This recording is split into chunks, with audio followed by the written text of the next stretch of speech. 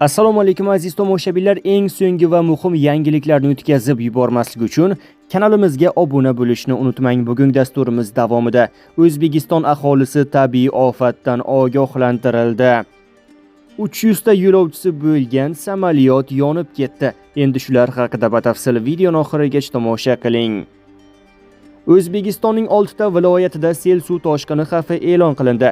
Joriy yilning 23-24 aprel kunlari kutilayotgan yomg'ir yog'ishi sababli O'zbekistonning tog'oldi va tog'li hududlarida sel suv toshqin hodisalari yuzaga kelishi mumkin. Bu haqda O'zgidromet xabar berdi. Samarqand viloyati, Urgut, Samarqand, Bulung'ur, Nurobod, Qo'shrabot, Kattaqo'rg'on, Payariq, Jomboy, Ishtixon tumanlarida. Jizzax viloyati, Zomin, Baxmal, G'allaorol, Sharof Rashidov, Forij, Yangiobod tumanlarida.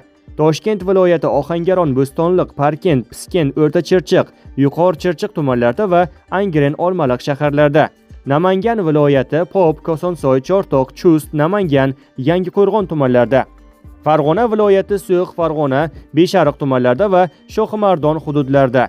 Andijon viloyati, Andijon, Asaka, Jalaquduq, Qo'rg'ontepa, Paxtaobod, Izboskan, Xo'jaobod, Marhamat tumanlarida va Xonobod shahrida. Tog'oldi va tog'li hududlarda istiqomat qiluvchi fuqarolar, dam oluvchilar hamda tog'li hududlarda harakatlanuvchi haydovchilardan ehtiyotkorlik choralarini ko'rish so'ralgan. Shuningdek, respublika hududi bo'yicha yomg'ir suvlari to'planishi ehtimoli bor. Bu esa hududlarni suv bosishiga olib kelishi mumkin deyilgan xabarda. Kecha 21 aprel kuni AQShning Orlando shahridagi aeroportda bortida 300 yo'lovchisi bo'lgan samolyotda yong'in chiqdi. Bu haqda CBC News xabar berdi. Ma'lum bo'lishicha, ushbu hodisa samolyot qo'ngandan so'ng yuz bergan. Bortida 282 nafar yo'lovchi va 12 nafar ekipaj a'zosi, jami 294 kishi bo'lgan. Aniqlanishicha, samolyot dvigatellaridan biri yonib ketgan va shundan so'ng barcha yo'lovchilar shoshilinch tarzda evakuatsiya qilingan.